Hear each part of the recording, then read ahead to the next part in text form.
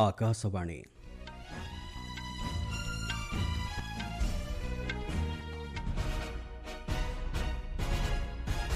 संवाद पढ़ुछंती चंदन घोष। मुख्य संवाद देश में शिशु चालाण संपर्कित मामलागुड़िकर विचार प्रक्रिया 6 मास मध्य शेष करने लगी समस्त अदालत को सुप्रीमकोर्ट को निर्देश। देशर प्रत्येक गरीब व्यक्ति को सुलभ मूल्य उन्नतमानर स्वास्थ्य सेवा जोगाई देवा दिगरे सरकार प्रतिश्रुतिबद्ध कहिले केंद्र स्वास्थ्य और परिवार कल्याण मंत्री। उत्तर पूर्वांचल सामग्रिक विकास दिगरे सामिल हेबा लगी विभिन्न देशर राष्ट्रदूतों को आह्वान देले वैदेशिक व्यापार मंत्री। चलित वर्ष अमरनाथ यात्रा लगी आरंभ हेला पंजीकरण प्रक्रिया एवं आईपीएल रे गतकालीर मैच रे कोलकाता नाइट राइडर्स विपक्ष रे पंजाब किंग्स 16 रन रे विजयी। आज संध्यारे दिल्ली कैपिटल्स और राजस्थान रॉयल्स मध्य हेब मुकाबिला। देश में शिशु चालाण संपर्कित मामलागुड़िकर विचार प्रक्रिया को 6 मास मध्य शेष करने लगी सुप्रीमकोर्ट एक निर्देश देइछन्ते। Justice JB. पार्दीवाला और जस्टिस आर. महादेवन को नहीं गठित बेंच उत्तर प्रदेश में होइतिबा ए संपर्कित एक मामला रे आगुआ जामिन आवेदन शुणाणी करी देशर समस्त अदालत को यही निर्देश देइछन्ते। देश में शिशु चालाण अपराध रोकिबा एवं ए संपर्कित मामलार शुणाणी को त्वरान्वित करने दिगरे दिया जाइथिबा ए निर्देश पालन करिबारे जदि कोनोसी प्रकार त्रुटि देखा जाए तेबे ताहाकू अदालत अवमानना भावे धराजिबो बोली सर्वोच्च अदालत स्पष्ट करिसन्ते। सेहिभଳି जदि कोनोसी हस्पिटाल नवजातक चोरी होइतिबा संपर्क रे अभियोग आसिबो तेबे से क्षेत्र रे प्रारंभिक पदक्षेप स्वरूप संपृक्त हस्पिटाल लाइसेंस बातिल करने लगी अदालत निर्देश देइछन्ते। एही मामला को परिचालना करने दिगरे उत्तर प्रदेश सरकार को भूमिका एवं मामलार अभियुक्तों को अलाहाबाद उच्च न्यायालय जामिन प्रदान करिथिबारु सर्वोच्च अदालत समालोचना करिसन्ते। देशर प्रत्येक गरीब व्यक्ति को सुलभ मूल्य उन्नतमानर स्वास्थ्य सेवा जोगाई देवा उपरे सर्वोच्च प्राथमिकता दे सरकार कार्य करुछन्ति बोली स्वास्थ्य और परिवार कल्याण मंत्री जेपी नड्डा कहिसन्ति। गतकाली ऋषिकेश स्थित एम्स पंचम समावर्तन समारोह में उद्बोधन दे से कहिसन्ति। देशर प्रत्येक नागरिक को विश्वस्तरीय स्वास्थ्य सेवा जोगाई देवा दिगरे सरकार को प्रतिश्रुतिबद्धता दोहराई श्री नड्डा कहिसन्ति। शताब्दीर प्रारंभ में देश में गोटे एम्स थिबा बेले वर्तमान यही संख्या 22 को वृद्धि पाइछि। ड्रोन और हेलिकॉप्टर सेवा माध्यम 309 जन अति गुरुतर रोगी जीवन रक्षा करिपारिथिबारु से एम्स ऋषिकेश भूयसी प्रशंसा करिसन्ति। एहाछड़ा टेलीमेडिसिन भली डिजिटाल सेवार सदुपयोग करिपारिथिबारु एम्स ऋषिकेश राज्यर दुर्गम तथा अवहेलित अंचल में स्वास्थ्य सेवा जोगाई देवा क्षेत्र में देशर सर्वश्रेष्ठ स्वास्थ्य प्रतिष्ठान मध्य स्थान पाइपारिछि बोली श्री नड्डा कहिसन्ति। एही अवसर में 434 जन को स्वास्थ्य मंत्री डिग्री सह अन्य छात्र छात्री को स्वर्ण पदक प्रदान करिसन्ति। वैदेशिक व्यापार मंत्री डॉक्टर एस जयशंकर कहिसन्ति उत्तर पूर्वांचल सामग्रिक विकास को दृष्टि रखी केंद्र सरकार विभिन्न समय नीतिमान प्रणयन करुछन्ति।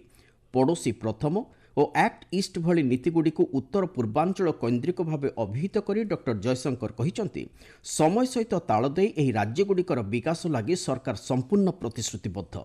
गतकाली उत्तर पूर्वांचल विकास मंत्रालय पक्षर आयोजित निवेश सम्मिलनी 2025 रे उद्बोधन देई से कहिसन्ति। डॉक्टर जयशंकर ए अवसर में संपृक्त अंचल शिल्प तथा पर्यटन समेत विभिन्न क्षेत्र उन्नति दिगरे सामिल हेबा लगी एही सम्मिलनी रे जोग देइथिबा अन्यान्य देशर राष्ट्रदूत मानकु आह्वान दैछन्ति। से कहिसन्ति उत्तर पूर्वांचल राज्यगुड़िक 5टी पड़ोसी देश सहित निजर सीमा भाग करिसन्ति। एशियान मंच एवं भारत उपमहादेश मध्य यह एक सेतु रूपे कार्य करुछि बोली डॉक्टर जयशंकर कहिसन्ति। श्रम और नियोजन मंत्रालय गतकाली नुआदिल्ली रे एक ऑनलाइन खाद्य जोगाण सेवा कंपानी सहित बुझामणा पत्र स्वाक्षर करिसन्ति। गमनागमन क्षेत्र में नियुक्ति सुजोग को अधिक सशक्त करने उद्देश्य रे जातीय क्यारियर सेवा पोर्टाल माध्यम एही बुझामणा पत्र स्वाक्षरित होइछि। एही अवसर में उद्बोधन दे श्रम और नियोजन मंत्री डॉक्टर मनसुख मांडव्य कहिसन्ति एही पोर्टाल नियुक्तिदाता एवं नियुक्ति आशायी मध्य एक संयोगीकरण प्लाटफर्म भाव कार्य करिबो। चलित वर्ष जनवरी 31 सुधा देश में 40 लाख पंजीकृत नियुक्तिदाता रहिथिबा बेले 1,25 लाख अधिक नियुक्ति आशायी प्रार्थी रहिथिबा डॉक्टर मांडव्य कहिसन्ति। मुझे खुशी है कि इस प्लेटफॉर्म के साथ जुड़ के विन विन सिचुएशंस है। आपको जिस टाइप का मैन पावर चाहिए, इस टाइप का मैन पावर भी आपको यहाँ से उपलब्ध होगा, और जो जॉब अपॉर्चुनिटी चाहते हैं उसके लिए एक प्लेटफॉर्म मिलेगा। एक ऐसा प्लेटफॉर्म होगा जो इंडस्ट्रीज बॉडी को भी जोड़ेगा, उसका संचालन इंडस्ट्रीज बॉडी करेगी, उसका स्थान यूनिवर्सिटी कैंपस होगा, सर्विस प्रोवाइडर गवर्नमेंट होगी। आपण माने संवाद शुणुचंती आकाशवाणी। चलित वर्ष अमरनाथ यात्रा लगी पंजीकरण प्रक्रिया गतकाली ठारो आरंभ होईची। आगामी जुलाई 3 तारिखରୁ जम्मूर अनंतनाग जिला अंतर्गत पहलगांव ठारू आरंभ हेबाकु थिबा एही वार्षिक यात्रा अगस्ट 9 तारिख दिन राखी पूर्णिमा अवसर में शेष हेबो।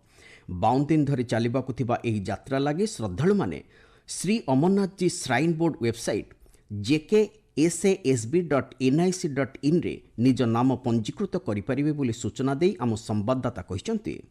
पंजीकरण देश भर में 540 से अधिक अधिकृत बैंक शाखाओं और पंचायत भवन, वैष्णवी धाम और महाजन हॉल जैसे निर्दिष्ट केंद्रों पर भी कराया जा सकता है। सभी तीर्थयात्रियों के लिए पंजीकरण अनिवार्य है और अधिकृत चिकित्सा निकाय द्वारा जारी अनिवार्य स्वास्थ्य प्रमाण पत्र CHC की आवश्यकता होती है। प्रत्येक तीर्थयात्री के लिए पंजीकरण शुल्क 220 रुपए है। सभी तीर्थयात्रियों के लिए रेडियो फ्रिक्वेंसी आइडेंटिफिकेशन कार्ड अनिवार्य है। अमरनाथ यात्रा इस वर्ष 3 जुलाई को अनंतनाग जिले के पहलगाम ट्रैक और गंदेरबल जिले के बालटाल मार्ग से शुरू होगी। ये यात्रा 9 अगस्त को रक्षाबंधन के अवसर पर समाप्त होगी।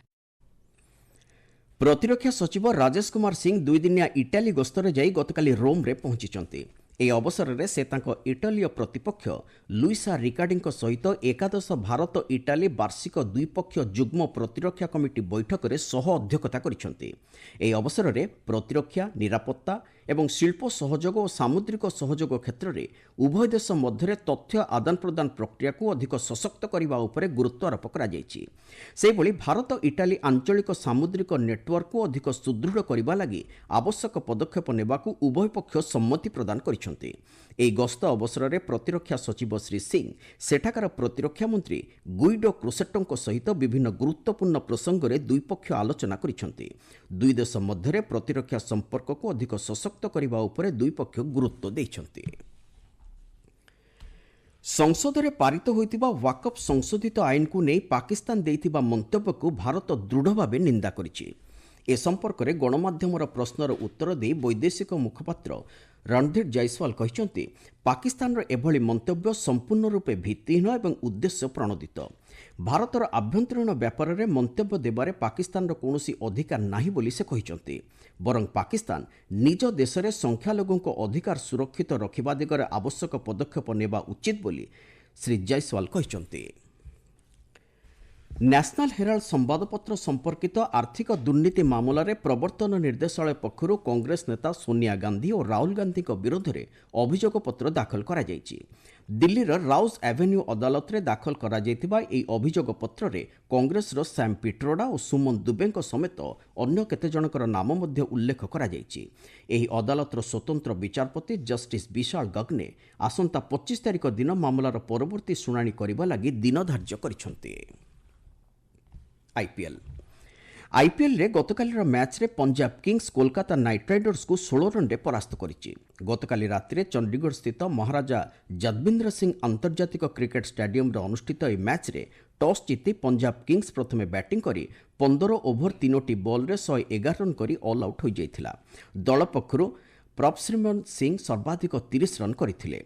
112 रन विजय लक्ष्य को पिछा करी कोलकाता नाइट राइडर्स 15 ओभर और गोटे बॉल रे मात्र 95 रन करी ऑल आउट हो जाइथिला। यह होची चलित आईपीएल संस्करण रे सर्वनिम्न दलीय स्कोर। पंजाब किंग्स पक्षरु जजवेंद्र चहल 4टी विकेट अख्तियार करने सहित प्लेयर ऑफ द मैच विवेचित होइछन्ति। आज आईपीएल रे दिल्ली कैपिटल्स और राजस्थान रॉयल्स मध्य मुकाबिला हेबो। एही मैच नुआदिल्ली स्थित अरुण जेटली स्टेडियम रे संध्या 7:30 रे आरंभ हेबो।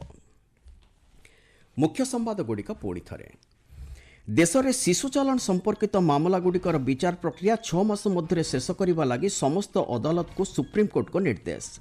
देशर प्रत्येक गरीब व्यक्ति को सुलभ मूल्य उन्नत मानर स्वास्थ्य सेवा जोगाई देवा दिगरे सरकार प्रतिश्रुतिबद्ध, कहिले केंद्र स्वास्थ्य और परिवार कल्याण मंत्री। उत्तर पूर्वांचल सामग्रिक विकास दिगरे सामिल हेबा लगी विभिन्न देशर राष्ट्रदूतों को आह्वान देले वैदेशिक व्यापार मंत्री।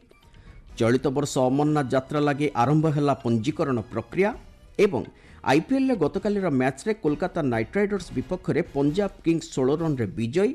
आज संध्यारे दिल्ली कैपिटल्स और राजस्थान रॉयल्स मध्य हेब मुकाबिला। संवाद शेष है।